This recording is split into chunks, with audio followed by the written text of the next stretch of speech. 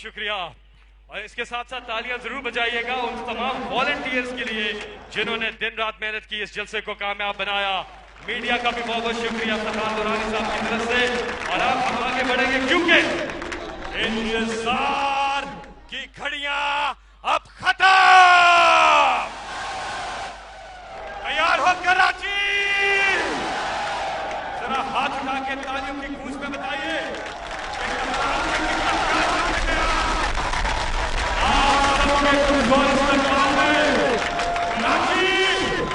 पाकिस्तान की आन है आप, पाकिस्तान की शान है आप, पाकिस्तान की जान है आप, पाकिस्तान की पहचान है आप, पाकिस्तान के कप्तान है आप, पाकिस्तान के खान है आप, इमरान खान है आप।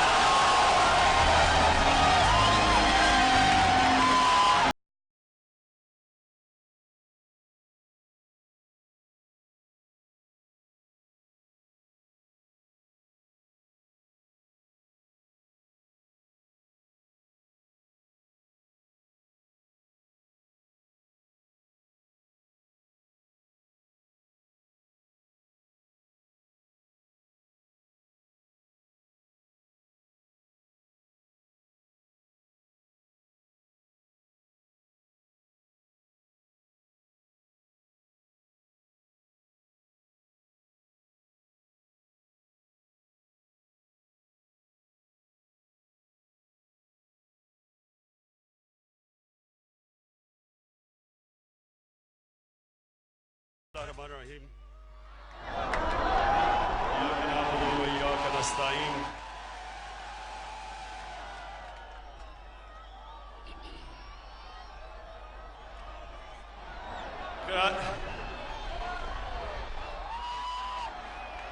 शुक्रिया शुक्रिया।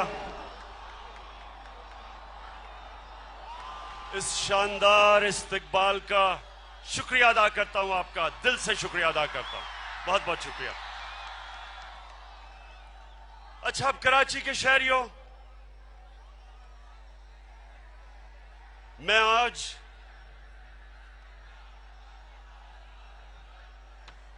मैं आपके सामने कराची के लोगों के लिए 10 नुकात रखूंगा कि इंशाअल्लाह जिससे कराची जो एक अजीम शहर बनने जा रहा था, इंशाअल्लाह एक अजीम शहर बनेगा। मैं आपको 10 नुकात दूंगा, लेकिन उससे पहले कराची के लोगों, आप पाकिस्तान के उस शहर के लोगों जो सबसे ज्यादा शऊर रखते हो, सारी पाकिस्तान की सियासी तहरीकें कराची से शुरू होती थी। सबसे पहले एक मिनट पीछे सुनो, नीचे तो कराची वो शहर था जिधर पाकिस्तान के सारे मसले मसाइल के लिए सबसे पहले कराची के लोग खड़े होते थे।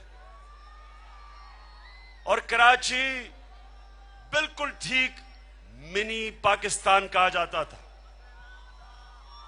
कि सारे पाकिस्तान से लोग यहां बसते हैं। और कराची पाकिस्तान का फाइनेंशियल कैपिटल है। कराची ऊपर जाता है, पाकिस्तान ऊपर जाता है। और जब कराची को छींक आती है तो पाकिस्तान को ठंड लग जाती है। यानी हम पाकिस्तान, कराची और पाकिस्तान इकट्ठे ऊपर जाते हैं, इकट्ठे नीचे आते हैं।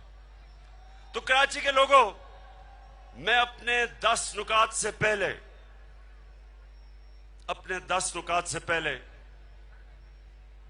मैं आप चाहता हूं कि मेरी जिंदगी से आपने एक चीज सीखनी है, और वो ये कि बड़ी सोच रखो, बड़े ख्वाब देखो। देखिए, मैं फिर से मैं पिछले जलसे में भी ये कहा, मैं आज भी ये कहता हूं, मेरे से ज्यादा टैलेंटेड खिलाड़ी थे, मेरे से ज्यादा अक्लमंद खिलाड़ी थे, मेरे से ज्यादा इंटेलिजेंट लोग थे, लेकिन अल्लाह ने मुझे कामयाबी इसलिए दी कि मैं लोगों से ज्यादा बड़े ख्वाब देखता था, बड़ा सोचता था। 9 साल का था, मैंने अपनी अम्मी के साथ लाहौर गद्दाफी स्टेडियम में मैच देखने गया, पहली दफा टेस्ट मैच देखने गया। तो मैंने तब कहा अपनी मां को कि मैं टेस्ट क्रिकेटर बनूंगा, और उसके बाद कभी मेरे ज़हन में यह सोच ही नहीं आई कि मैं टेस्ट क्रिकेटर नहीं बनूंगा। यानी कि जब मैं गया अपनी ख्वाब की तरफ तो किश्तियां जला के गया, किश्तियां जला के गया, मतलब कि मैंने कभी सोचा ही नहीं कि मैं फेल होऊंगा। जब मैं टेस्ट क्रिकेट खेला तो मुझे पहले मैच के बाद निकाल दिया गया, मजाक उड़ा मेरा, सब ने कहा कि ये कभी नहीं खेलेगा। मैंने तब फैसला किया कि मैं जब वापस आऊंगा पाकिस्तान टीम का सबसे बेहतर ऑलराउंडर बनूंगा। मेहनत की 4 साल लगे मुझे टीम में वापस आने पे, और मैं पाकिस्तान का बेस्ट ऑलराउंडर बना। फिर मैंने कहा मैं दुनिया का बेस्ट ऑलराउंडर बनूंगा। 5 साल मजीद लगे, मेहनत की, बाकी खिलाड़ियों से ज्यादा मेहनत करता था, दोपहर की गर्मी में आके ट्रेनिंग करता था, फिटनेस ट्रेनिंग करता था, एक्स्ट्रा नेट करता था, और वक्त आया कि मैं दुनिया का बेस्ट ऑलराउंडर बना। जब मैं कैप्टन बना, मेरी ख्वाब थी कि पाकिस्तान वर्ल्ड कप जीते और दुनिया की बेस्ट टीम बने, हिंदुस्तान को हिंदुस्तान में हराने की ख्वाब थी, इंग्लैंड को इंग्लैंड में हराने की ख्वाब, और ये सारी ख्वाबें पूरी हुई। फिर अस्पताल का सोचा, सबने कहा नहीं बन सकता। जब से मैंने सोचा 9 साल लगे अस्पताल बनाने में, और फिर यूनिवर्सिटी का सोचा। मियांवाली में पहली दफा प्राइवेट सेक्टर ने देहात में यूनिवर्सिटी बनाई, वो सोचा। सबने कहा फैकल्टी नहीं आएगी, प्रोफेसर नहीं आएंगे, पीएचडी नहीं आएंगे, नहीं कामयाब होगी, वो बनी। जब पॉलिटिकल पार्टी बनाई सबने मजाक उड़ाया, बड़ी देर 10 साल तक मेरा मजाक उड़ा। आखिर में एक दिन आया जो मैं ख्वाब देखता था कि पाकिस्तान की कौम मेरी आवाज पे इस तरह के जलसों में आएगी और मेरी आवाज सुनेगी। अल्लाह ने वो पूरी की। आपने जो ख्वाब है वो मैं चाहता हूं पाकिस्तान के लोगों, ये आपकी भी ख्वाब होनी चाहिए, और वो ये कि ये हमारा मुल्क की एक अजीम ख्वाब का नाम था। एक बड़ा ख्वाब देखने वाला जीनियस जिसका नाम इल्लामा इकबाल था, उन्होंने ये बड़ी ख्वाब देखी थी पाकिस्तान की, और जिसने उस ख्वाब को पूरा किया वो पिछली सदी का सबसे अजीम पॉलिटिशियन था जिसका नाम कायद आजम मोहम्मद अली जिन्ना था। तो मेरे पाकिस्तानियों, ये जो आज मैं आपके सामने बात करने जा रहा हूं, ये गौर से सुने। देखिए, आप जो चाहे बन सकते हैं, अपने ज़हन में डाल लें कि जो आप चाहे बन सकते हैं, लेकिन आप उतने ही बड़े होंगे जितनी आपकी ख्वाब है।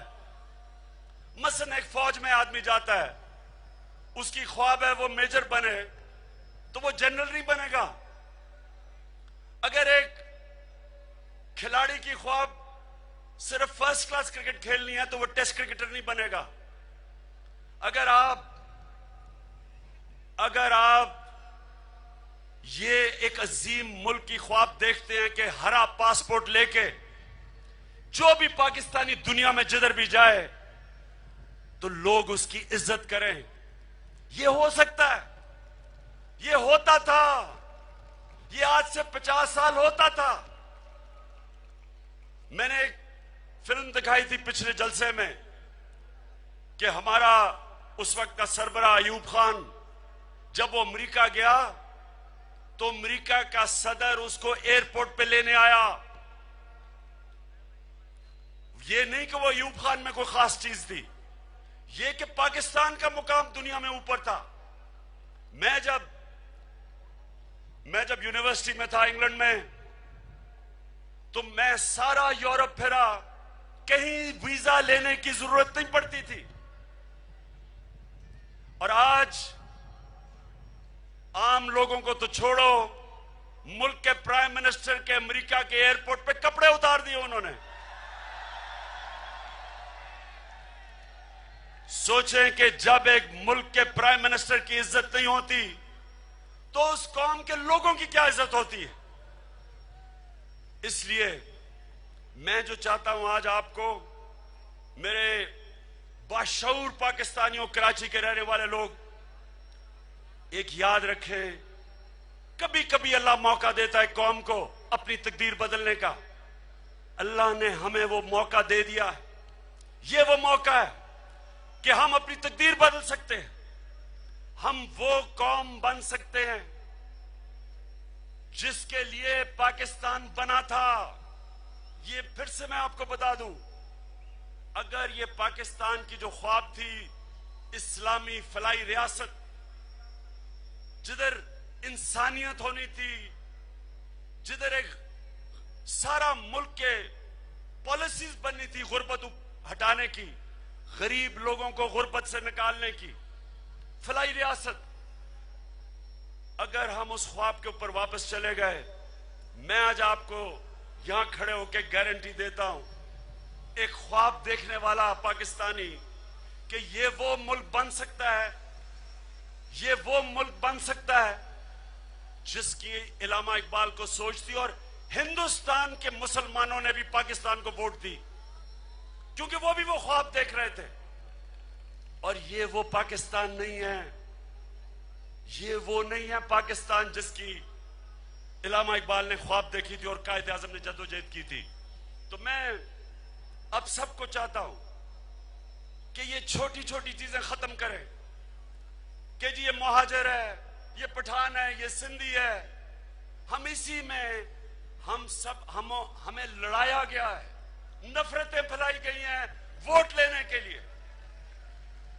मुझे ये बताएं कि ये नफरतों की सियासत जो मेरे सामने मैंने कराची को तबाह होते देखा है कि जनाब मुहाजिर हैं, हम मुहाजिर के हुकूक के लिए लड़ेंगे, उधर आगे हम सिंधियों के हुकूक के लिए लड़ेंगे, पठान और मुहाजिर में लड़ाई हो गई।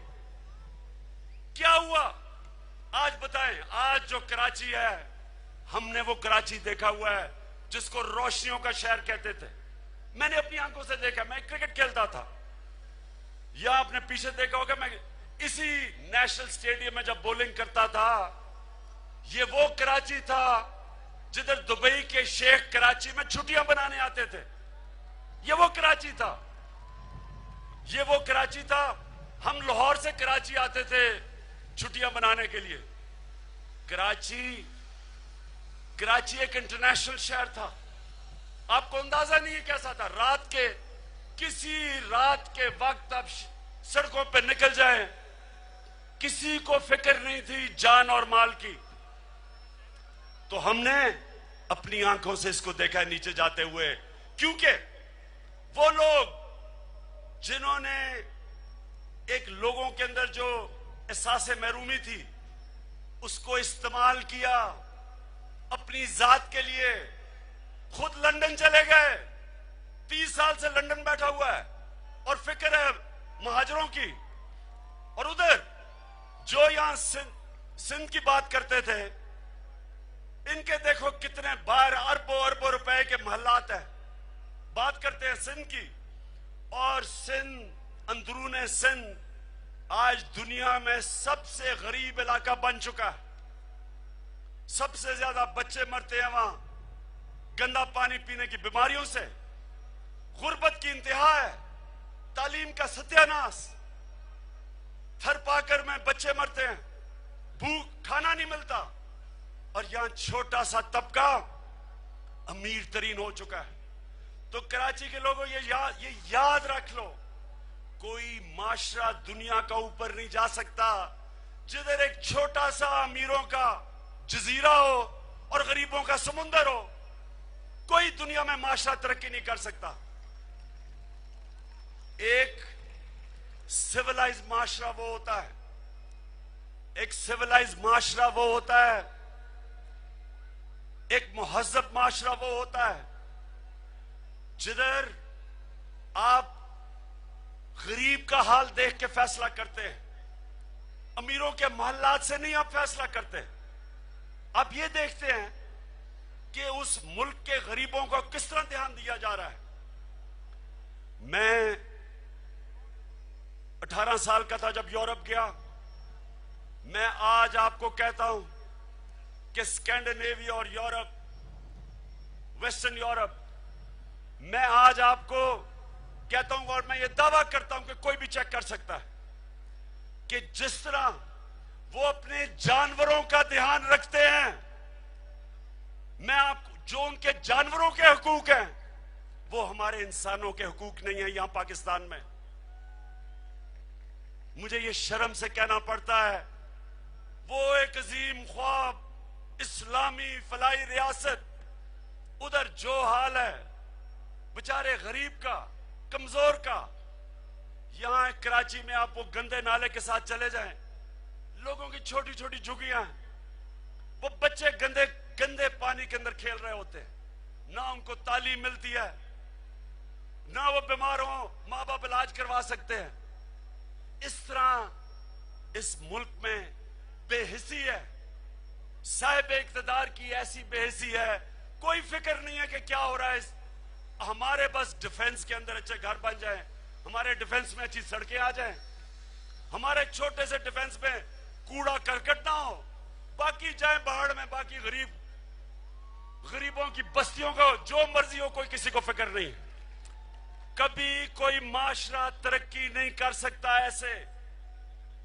सुन लो कराची वालों, अगर किसी का ख्याल है कि जिस तरह का यहां जुल्म है इंसानों पे, अगर ये माशरा ऊपर जा सकता है, दुनिया की तारीख बताती है कि आज तक एक माशरे ने तरक्की नहीं की जिस तरह गरीबों के समुद्र में थोड़े से अमीर लोगों, कोई माशरा आगे नहीं बढ़ा।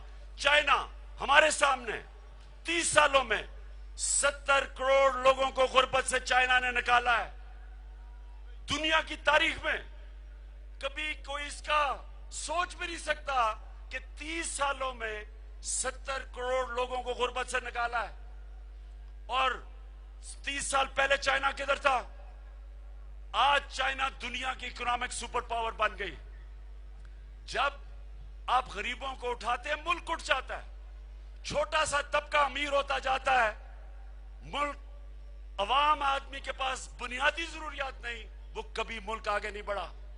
और यही मैं आपको सबको स्टडी करना चाहिए कि मदीना की रियासत में दुनिया के सबसे अजीम लीडर हमारे नबी सल्लल्लाहु अलैहि वसल्लम ने जो रियासत बनाई थी, वो पहली दुनिया की तारीख की फलाई रियासत थी जिधर रियासत ने अपने कमजोर तबके की जिम्मेदारी ली, बेवाओं की, गरीबों की, माजूरों की पहली दफा एक रियासत ने जिम्मेदारी ली, बूढ़ों की पेंशन उन्होंने इजाद की।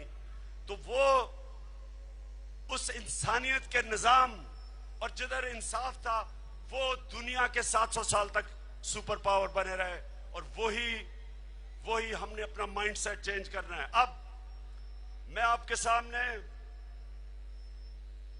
10 रुकात लेके आया हूं कराची के लिए, सिर्फ कराची के लिए।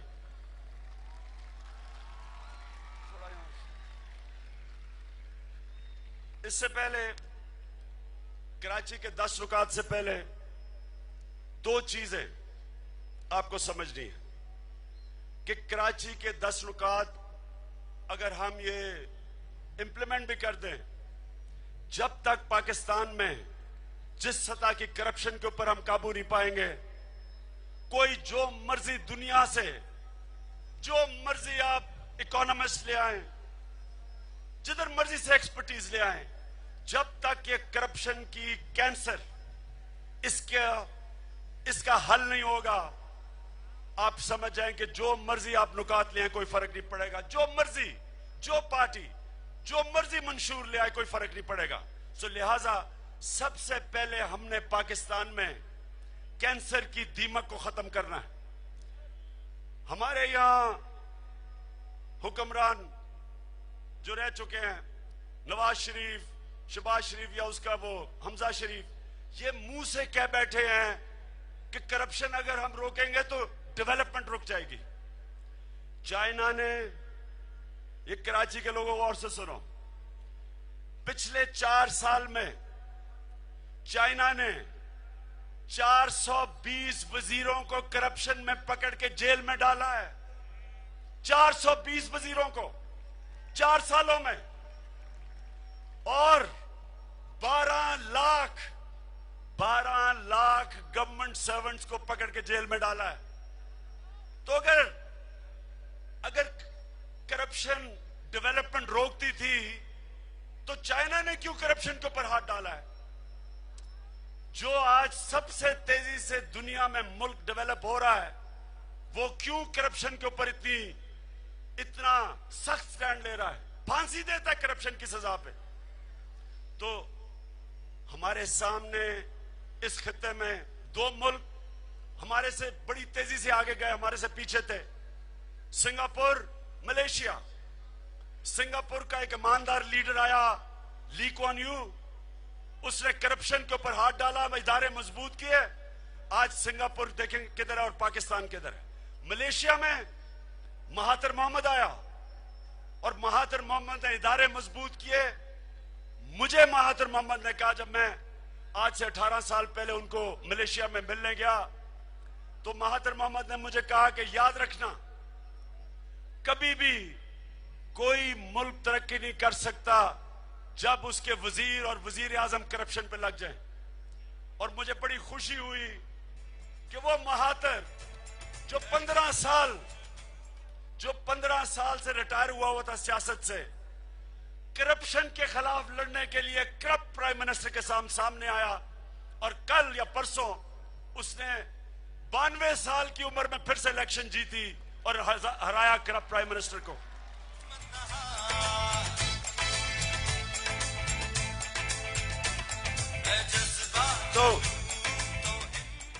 तो सुने, करप्शन के ऊपर जब तक हम काबू नहीं पाएंगे, इदारे मजबूत नहीं करेंगे, नैब की तरह का इदारा, जो मर्जी आप कर लें, मुल्क तरक्की नहीं कर सकता।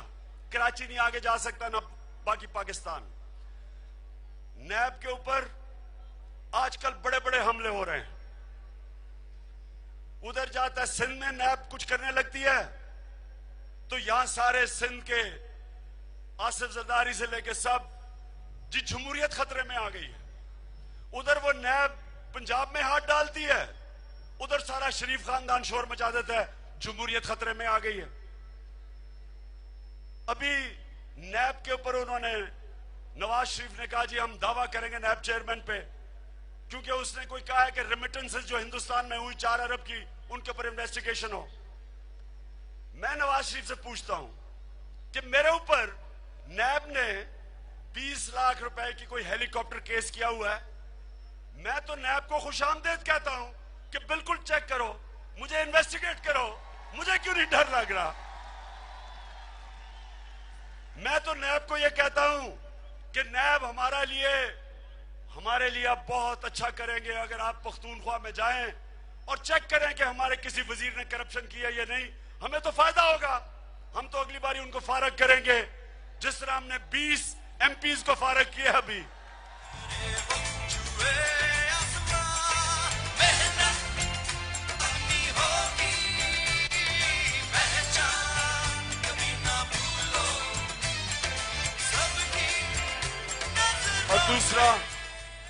दूसरा, ये जरा स्टेज के ऊपर थोड़ा सा आराम से। हाँ, मुझे पता है बच्चों की तरह आपका थोड़ी देर के बाद कंसंट्रेशन निकल जाती है, लेकिन थोड़ा और कंसंट्रेशन करें प्लीज। अच्छा सुने आप, दूसरी चीज, जब मैं स्कूल में था, बड़ा हो रहा था, सबके लिए, नौजवानों आपके लिए, ये पाकिस्तान सारे एशिया में सबसे तेजी से तरक्की कर रहा था। क्यों कर रहा था? क्योंकि पाकिस्तान के सारे इस बड़े सगीर में सबसे मजबूत इदारे थे। हमारी सिविल सर्विस सारे एशिया में बेहतरीन सिविल सर्विस थी। हमारे जो इदारे थे, मसलन जो एग्रीकल्चर को डेवलप करने के लिए, वो बेहतरीन इदारा था। हमारी इंडस्ट्री को डेवलप करने के लिए जो पिकिंग थी, वो बेहतरीन इदारा था। पीआईए दुनिया की बेहतरीन एयरलाइन थी, क्योंकि मजबूत इदारा था, सियासी मुदाखलत नहीं थी, मेरिट के ऊपर सिलेक्शन थी, मेरिट के ऊपर लोग ऊपर आते थे। इसलिए पाकिस्तान एक अजीम मुल्क था, बनने जा रहा था। हुआ क्या? सारे इदारे तबाह किए गए, पॉलिटिकल इंटरफेरेंस की गई, मेरिट खत्म की, सियासी तौर पे भर्तियां करवाई गई, और आहिस्ता आहिस्ता आहिस्ता जो हम नीचे जाना शुरू हुए। लेकिन जो इन दो जमातों ने पिछले 30 साल में किया, जिसका सरबराह आसिफ जरदारी और नवाज शरीफ, जो इन्होंने तबाही की हमारे इदारों की, सबसे बड़ी वजह आज कि अगर पाकिस्तान का दिवालिया निकल चुका है, उसकी वजह यह है कि आज हमारे इदारे इन्होंने तबाह किए। तो हम दो चीजें पहले करेंगे नेशनल लेवल पे, इंशाल्लाह इलेक्शन जीत के। सबसे पहले करप्शन को टैकल करेंगे। हम वो पाकिस्तानी हैं जो लूट के पैसा बाहर लेके गए हैं, हम वापस लेके आएंगे। सिर्फ दुबई में पिछले 4 सालों में 800 अरब रुपए की पाकिस्तानियों ने प्रॉपर्टी ली है, 8 अरब डॉलर की। सोचें कि मुल्क मकरूज है, हम कर्जों में डूब रहे हैं, और यहां से पैसा जा रहा है दुबई, और कितना जा रहा है? 8 अरब डॉलर की प्रॉपर्टी, 800 अरब रुपया। तो मैं ये सवाल पूछता हूं कि क्या ये इसहाक डार को नहीं पता था? क्या नवाज शरीफ को नहीं पता था? क्या आसिफ जरदारी को नहीं पता था? ये क्यों नहीं कुछ कर सके? क्योंकि इनके अपने पैसे बाहर पड़े हैं, इनकी अपनी बाहर प्रॉपर्टीज हैं। वो जो खुद मनी लॉन्ड्रिंग करते हैं, वो कैसे मनी लॉन्ड्रिंग रोक सकते हैं? ये इंशाल्लाह अल्लाह ने बारी दी तो मैं आपको साबित करके दिखाऊंगा कि हम ना तो पहले तो रोकेंगे भी मनी लॉन्ड्रिंग, और जो ये पैसा चोरी करके बाहर लेके गए हैं वो वापस लेके आएंगे, ताकि हम अपने बच्चों की तालीम के ऊपर वो पैसा खर्च करें।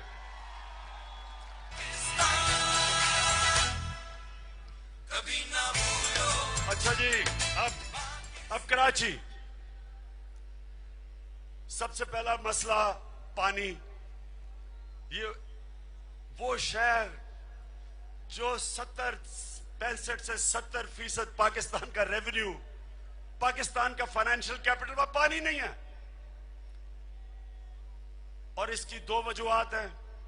एक तो प्लानिंग नहीं हुई, और दूसरा माफियाज बैठे हुए हैं, करप्शन के माफिया बैठे हुए हैं, लैंड माफिया, ये पानी का माफिया, वह कस्टम माफिया, ये सारे माफिया बैठे हुए हैं। और ये कभी भी ना चल सके अगर ऊपर तक इनकी पुष्ट पे लीडरशिप ना हो। ऊपर लीडरशिप है, इनसे पैसे बनाती है, इसलिए ये माफिया चल रहे हैं। तो हम क्या करेंगे? हम सबसे पहले कराची का जो एडमिनिस्ट्रेशन का सिस्टम है वो बदलेंगे। हम कराची के अंदर एक डायरेक्टली इलेक्टेड मेयर, बल्कि सारे पाकिस्तान में शहरों में मेयर का डायरेक्ट इलेक्शन करवाएंगे। इससे क्या होगा? अब ये सुने क्या होगा। अब तहरीक इंसाफ ने अपना मेयर खड़ा करना कराची के लिए। हम किस तरह का आदमी ढूंढेंगे? हम उसको लेके आएंगे जिसको एडमिनिस्ट्रेशन के अंदर बड़ा तजर्बा है। जिस तरह आप नौकरी नहीं देते किसी को, आप उसको लेके आएंगे जो कराची को एडमिनिस्ट्रेशन जानता हो, उसके साथ टीम होगी, उसके साथ टीम स्पेशलिस्ट की होगी, डायरेक्ट इलेक्शन से आएगा, उसको एम्पावर करेंगे, वो जिम्मेदारी लेगा कराची की, उसको पूरी अथॉरिटी मिलेगी। आज ये हाल है कि कराची का मेयर कहता है जी मेरे पास तो अथॉरिटी कोई नहीं, जिम्मेदारी है, अथॉरिटी नहीं है। ये सिस्टम गलत है। जो 18th अमेंडमेंट में हुआ, सेंटर से पावर सूबों में गई, लेकिन सूबों से पावर नीचे तक ग्रास रूट पे, बल्दियात पे नहीं गई। स्वाय पख्तूनख्वा में जिधर हमने सिर्फ यूनियन काउंसिल तक नहीं, गांव की सतह के ऊपर हमने इख्तियारात नीचे तक दिए। तो कराची तब ठीक होगा जब ऊपर एक तकड़ा मेयर हो, डायरेक्ट इलेक्शन से आए, उसके पास पूरी कैबिनेट हो। तो नंबर 1 पॉइंट ये, वो फिर पानी का मसला हल करेगा, उसको एम्पावर करेंगे, वो पूरा मास्टर प्लान बनाएगा कराची का, एक्सपर्ट्स लेके आएगा, पाकिस्तान में ये दुनिया से लेके आएगा, लेकिन वो कराची को एडमिनिस्ट्रेशन वो देगा जो अभी तक कराची को नहीं मिली। कराची के पास इस वक्त तो कोई है ही नहीं कराची का। मेयर कहते हैं मेरे पास कोई पावर नहीं है, उधर जो बैठे हुए हैं उनका इंटरेस्ट ही कराची में नहीं है, जो अंदरूनी सिंध से इलेक्ट होके आते हैं। लिहाजा हम इंशाल्लाह वो आपको और इसलिए मैं इस बारी कराची से इलेक्शन लड़ रहा हूं, ताकि मैं कराची के लोगों को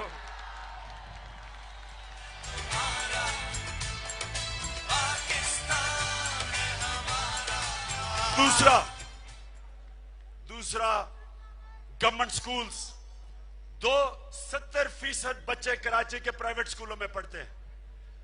जो तालीम की जिम्मेदारी है वो गवर्नमेंट की है, और आज गवर्नमेंट स्कूल्स तबाह हो चुके हैं। एक दो मैं देख रहा था कि शहजाद रॉय मुझे एक स्कूल में लेके गया, गवर्नमेंट का स्कूल जो ठीक किया हुआ है, लेकिन गवर्नमेंट स्कूलों का बुरा हाल है। गरीब लोग भी प्राइवेट स्कूलों में बच्चे भेजते हैं। पहली दफा पख्तूनख्वा में, ये पाकिस्तान की 40 साल तारीख में पहली दफा 1.5 लाख बच्चा प्राइवेट स्कूलों से गवर्नमेंट स्कूलों में आया पख्तूनख्वा के अंदर।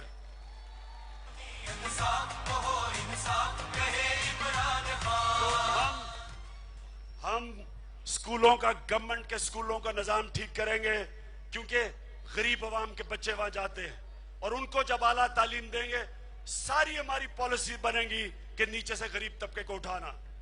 उसके बाद जो हायर एजुकेशन है, यहां इंटरनेशनल स्टैंडर्ड की गवर्नमेंट यूनिवर्सिटीज बनाएंगे। इस बारी पख्तूनख्वा में हम एक ऑस्ट्रियन यूनिवर्सिटी लेके आए हैं, जो उस तरह की अप्लाइड साइंसेज और इंजीनियरिंग की यूनिवर्सिटी इस वक्त पाकिस्तान में नहीं है। वो हरिपुर में बन रही है।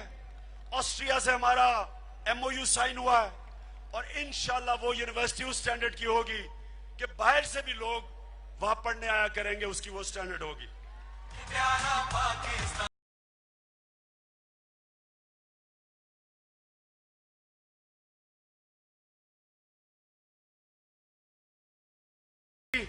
हॉस्पिटल्स पख्तूनख्वा के अंदर हमने क्या किया, ये समझना है आपने। अभी चीफ जस्टिस साहब गए हुए थे पख्तूनख्वा में, मुझे बड़ी खुशी हुई कि उन्होंने बड़ी चीजों की निशानदेही की, लेकिन मैं चाहूंगा कि एक चीज वो समझें। जब से हॉस्पिटल्स और स्कूलों को नेशनलाइज किया, ये पहली दफा हुआ है कि किसी सूबे ने अपने अस्पतालों को, उनका एडमिनिस्ट्रेटिव मैनेजमेंट सिस्टम ठीक करने की कोशिश की है। कोई नहीं आज तक कर सका। पख्तूनख्वा में हमने हॉस्पिटल्स को उस तरह चला रहे हैं, गवर्नमेंट हॉस्पिटल को जिस तरह शौकत खानम चलता है, यानी वो प्राइवेट सेक्टर से कंपीट करता है। शौकत खानम को भी एक सर्टिफिकेट मिला जॉइंट कमीशन इंटरनेशनल से, और वो सर्टिफिकेट ये है कि शौकत खानम को सर्टिफाई किया गया है कि वर्ल्ड क्लास हॉस्पिटल है, और ये पिछले हफ्ते हुआ है, 2 हफ्ते पहले। तो मैं ये कह रहा हूं कि वो हॉस्पिटल जो 75% मरीजों का मुफ्त इलाज करता है, उसको सर्टिफिकेट मिलता है कि वो वर्ल्ड क्लास हॉस्पिटल है। वही मॉडल हमने अपने गवर्नमेंट हॉस्पिटल्स में लेके आ रहे हैं पख्तूनख्वा में, ताकि वो भी गवर्नमेंट हॉस्पिटल्स प्राइवेट हॉस्पिटल्स का मुकाबला करें। और वो शुरू हो गया। और मुझे बड़ी खुशी है कि 2 अस्पताल तो अभी भी ऐसे हैं जिधर पहली दफा प्राइवेट पेशेंट्स प्राइवेट हॉस्पिटल से गवर्नमेंट हॉस्पिटल में इलाज करवाने आ रहे हैं। Hayatabad medical institute. और अब LRH में 35 पाकिस्तानी डॉक्टर बाहर जो काम कर रहे थे वो वापस काम करने आए हैं क्योंकि हालात बेहतर हो गए। तो हमारा चैलेंज है गवर्नमेंट हॉस्पिटल्स को ठीक करना है और इंशाल्लाह कराची के गवर्नमेंट हॉस्पिटल्स को हम उसी मॉडल पे बनाएंगे। खड़ा है अब इमरान, ठीक करेगा सब कप्तान, नया बनेगा पाकिस्तान। चौथा पुलिस। सबसे बड़ा मसला कराची का लॉ एंड ऑर्डर। यहां पुलिस बजाय इसके कि लोगों की हिफाजत करे, पुलिस एक्स्ट्रा जुडिशियल किलिंग करती है। यानी कि जैसे वो नकीबुल्लाह जैसे नौजवानों को पुलिस ही कत्ल करती है। राव अनवार जैसे पुलिस ऑफिसर्स जिसने कहा जाता है 440 कत्ल किए और उसकी तारीफ कर रहा है आसिफ जरदारी। मैं पूछता हूं जरदारी से, हाँ, मैं अगले दिन बेबी बिलावल की तकरीर सुन रहा था।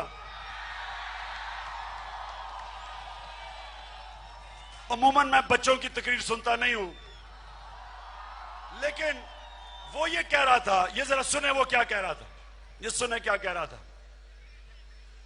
बेबी बिलावल कह रहा था कि इमरान खान को ना इलेक्ट करना कराची के लोगों, वो दूसरा अल्ताफ हुसैन बन जाएगा। अब बिलावल, क्योंकि तुम्हें ज्यादा पाकिस्तान की समझ नहीं है, मैं सिर्फ सवाल एक पूछता हूं कि जो राव अनवार था जिसने 440 कत्ल किए, इसको किसने ऑर्डर दिए थे कत्ल करने के?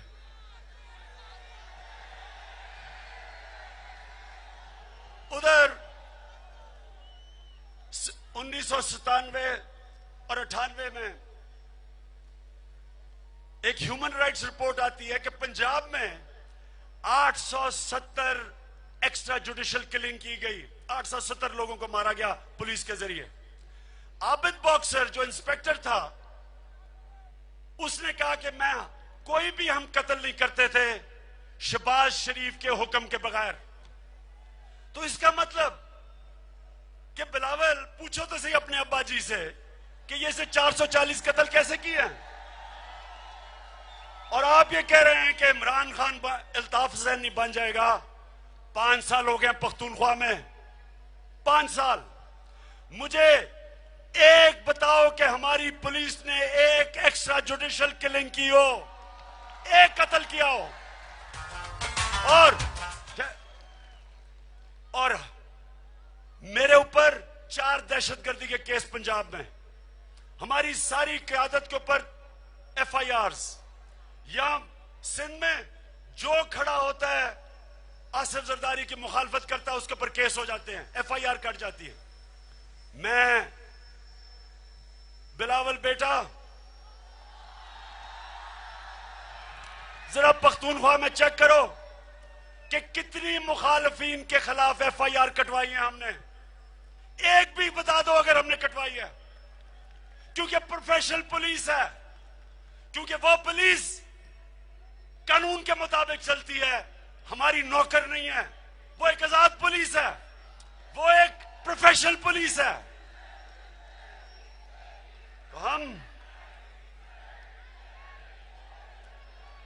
तो मैं इंशाअल्लाह कराची के लोगों ये मुतमईन हो जाओ कि इंशाअल्लाह जब हम यहां इलेक्शन जीतेंगे, यहां आपको रेंजर्स की जरूरत नहीं पड़ेगी, या पुलिस से काम करवाएंगे, पुलिस को ठीक करेंगे, हम मेरिट में लेके आएंगे। जिस तरह पख्तूनख्वा में अगर आज पुलिस ठीक है तो मेरिट पे काम करती है, कोई सियासी मुदाखलत नहीं है। चीफ मिनिस्टर कोई भी पोस्टिंग और ट्रांसफर नहीं करता, IG पुलिस करता है। एनटीएस पे सिलेक्शन होती है, यानी नेशनल टेस्टिंग सर्विस पे मेरिट पे पुलिस की सिलेक्शन होती है। यहां जिस तरह सिंध में बीबी फरियाल तालपुर वो पैसे लेके पुलिस वालों को भर्ती करवाती है, तो कैसे पुलिस ठीक काम करेगी?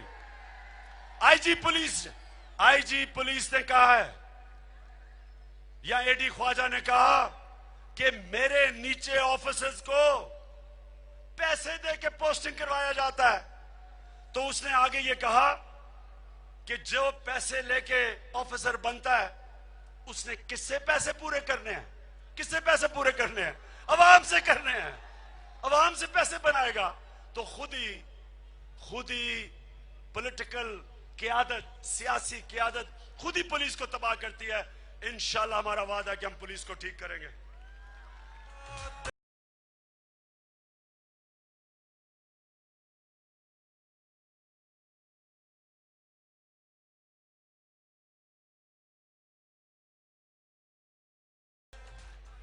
हम यहां कराची की बिजनेस और इंडस्ट्री को पूरा मुतमईन करते हैं आज कि इंशाल्लाह पूरी कोशिश करेंगे, बिजनेस की पूरी मदद करेंगे। कॉस्ट ऑफ डूइंग बिजनेस जिसकी वजह से है आपकी इतना ज्यादा खर्चे बढ़ जाते हैं कि आप मुकाबला नहीं कर सकते। इंशाल्लाह हमारा यह वादा है कि बिजनेस के लिए वो क्लाइमेट लेके आएंगे कि बिजनेस मुकाबला कर सके। दुबई से बिजनेसमैन, मलेशिया से, बांग्लादेश से, हिंदुस्तान से, इंशाल्लाह हम तुम्हारे लिए वो सारी चीजें करेंगे ताकि बिजनेस आए और इंडस्ट्री को फायदा हो और इन्वेस्टमेंट आए, ताकि हमारे नौजवानों को नौकरियां मिले या बेरोजगारी खत्म हो। इंशाल्लाह बिजनेस के लिए हम पूरा हमारा प्रोग्राम है। असद उमर हमारे साथ, हमारा शैडो फाइनेंस मिनिस्टर, वो बिजनेस के साथ मीटिंग कर रहा है और पूरी हम आपको श्योरिटी देते हैं कि बिजनेस के लिए हम एक ऐसा, और इंडस्ट्रियल साइट्स जो बनी हुई है, इंडस्ट्रियल जोन जो हैं, उनको हम बेहतर करेंगे ताकि आपके लिए आसान हो बिजनेस करना। छठी, बिजली का मसला। गवर्नमेंट कहती है जी कराची इलेक्ट्रिक वो नहीं अपना कॉन्ट्रैक्ट पे कर रही, और वो कहती है गवर्नमेंट नहीं कर रही। देखें, गवर्नमेंट का काम है कि लोगों को बिजली दे, हमारा नहीं कि कराची इलेक्ट्रिक क्या कर रही है क्या नहीं कर रही। हम गवर्नमेंट से डिमांड करते हैं, जिम्मेदारी तुम्हारी है। या बेचारे गर्मी में लोगों का बुरा हाल हो गया है, या हमारी इंडस्ट्री नहीं चल रही, बिजनेसेस का तबाही हुई है, और आप कहते हैं जी कराची इलेक्ट्रिक पूरा कॉन्ट्रैक्ट नहीं कर रहा। आपकी जिम्मेदारी है, ये इंशाल्लाह हम जिम्मेदारी लेंगे और आपको सस्ती बिजली दिलवाएंगे। क्योंकि जो बिजली में चोरी है, जितनी चोरी है बिजली में, उस सारी चोरी की कीमत अवाम महंगी बिजली से देती है। हम इंशाल्लाह आपको बिजली की चोरी खत्म करके दिखाएंगे और आपको बिजली दिलवाएंगे।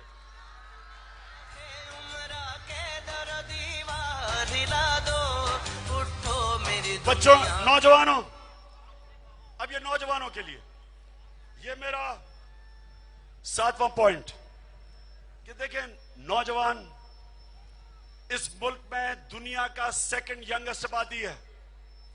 हमारा 65% नौजवान 30 साल की उम्र से कम है। और इतनी अफसोस की बात है कि इतना बड़ा कराची और खेलों की ग्राउंडें नहीं है। यहां बेचारे लड़के सड़कों पे खेल रहे होते हैं। मैं सारी अपनी जब क्रिकेट शुरू की तो मुझे इतना याद है कि हमारी लाहौर की बड़ी अच्छी टीमें होती थी, लेकिन हमेशा हमें कराची फेंटा लगाया करता था। मुझे हमेशा याद है, बड़ा मार पड़ती थी कराची में आके। तो कराची के इतने इतने बड़े स्टार्स निकले। यहां हमारा मोहसिन खान बैठा हुआ जो कराची से खेलता था, मोहसिन खान भी पीटीआई में आ गया। तो जावेद मियांदाद, तो ये जो सारे स्टार्स कराची ने प्रोड्यूस किए हैं, क्या वजह है कि कराची अभी क्यों सुपरस्टार नहीं प्रोड्यूस कर रहा? इंशाल्लाह कराची में हम अभी से प्लानिंग करेंगे, हर जगह हो सके हम ग्राउंडें बनाएंगे। पख्तूनख्वा में हमने 100 नई ग्राउंडें बनाई हैं, 100 ग्राउंडें बनाई हैं हमने, और इंशाल्लाह इस साल और बनाएंगे ग्राउंडें अगली बारी। तो नौजवानों के लिए ग्राउंडें चाहिए, स्पोर्ट्स की फैसिलिटीज चाहिए। कराची में इतना बड़ा टैलेंट है, नौजवानों के लिए जगह ही नहीं है ग्राउंडों के लिए। तो इंशाल्लाह मेरा ये वादा है कि हम नौजवानों के लिए प्ले ग्राउंड्स बनाएंगे, खेलों की ग्राउंड बनाएंगे और पार्क्स बनाएंगे आपके लिए। अच्छा जी, माहौलियात, एनवायरमेंट, यहां जितने नौजवान बैठे हुए हैं, जितनी माएं बैठी हुई हैं, ये याद रखें कि पाकिस्तान वो मुल्क है जो नंबर 7 पे है जिधर ग्लोबल वार्मिंग का सबसे ज्यादा खतरा है, नंबर 7 पे। यानी हम सबसे ज्यादा मुतासर होंगे जिस तरह गर्मी बढ़ती जा रही है। इसके लिए पहली दफा पाकिस्तान की तारीख में एक सूबे ने 1 अरब दरख्त लगाए, क्योंकि ये वाहिद तरीका है कि आप ये गर्मी कम कर सकते हैं। ये अगर इस तरह गर्मी बढ़ती रही, बारिशें कम होती जाएंगी, ये पाकिस्तान को सबसे ज्यादा खतरा है। इसलिए हम कराची के लिए अर्बन ट्री प्लानिंग जो डॉक्टर आरिफ अलवी ने की है कि मिलियन ट्री सुनामी कराची के अंदर, हम इंशाल्लाह सारे पाकिस्तान में, अब क्योंकि हमने पख्तूनख्वा में एक्सपेरिमेंट कर लिया है, सारे पाकिस्तान को हरा करेंगे। और शहरों के अंदर खास तौर पे हम पूरी प्लानिंग से दरख्त उगाएंगे। आप अगर यहां कभी जहाज में आए कराची, तो जब आप नीचे देखते हैं तो सिर्फ सीमेंट नजर आता है, आपको कारीगर नजर आते हैं, दरख्त ही नहीं नजर आते।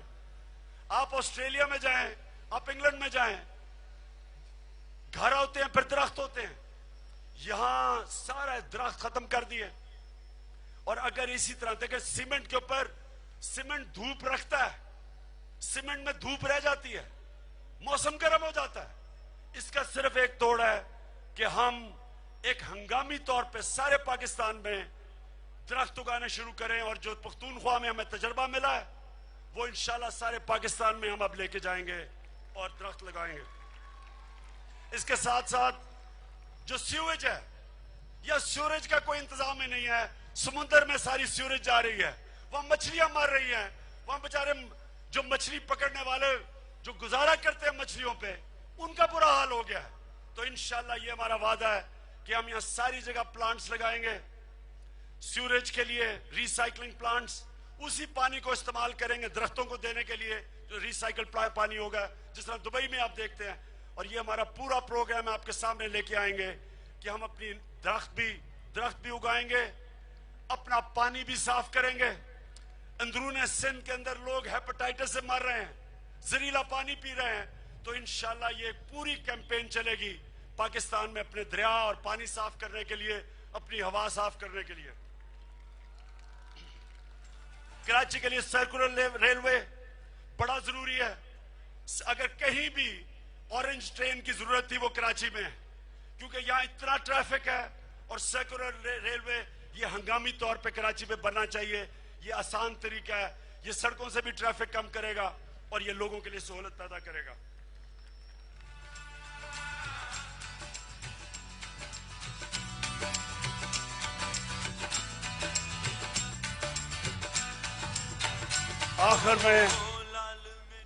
आखिर में जो सबसे बड़ा मसला नौजवानों का है वो रोजगार। इंशाल्लाह कराची में हम पूरी तैयारी करेंगे। यहां ऐसे ऐसे स्किल सेंटर बनाएंगे कि लोग, नौजवान हुनर सीखें, सस्ते कर्जे देंगे नौजवानों को। पख्तूनख्वा में हमने शुरू कर दिया है ताकि वो अपना रोजगार बना सके। ये सबसे जरूरी है हमारे नौजवानों के लिए। बेरोजगारी एक इतनी बड़ी बीमारी है कौम में। मुझे कभी नहीं भूलता, इस्लामाबाद में एक इकबाल, मोहम्मद इकबाल नाम का आदमी, बेटा उसका बेरोजगार, वो बेटा बेचारा बेरोजगार, घर में वो बेचारा डिप्रेशन में, वो मंशियात में पड़ गया। बाप ने पूरी कोशिश की कि उस जिस महकमे में वो काम करता था, सरकारी महकमे में, कि इसको भी नौकरी मिल जाए। उन्होंने कहा जी जो महकमे का कानून इजाजत ही नहीं देता, तो उसने कहा कोई तरीका है। उन्होंने कहा एक तरीका है, अगर तुम काम करते हुए मर जाओ तो तब कानून यह है कि वो बेटा तुम्हारी तुम्हारी जगह आ सकता है।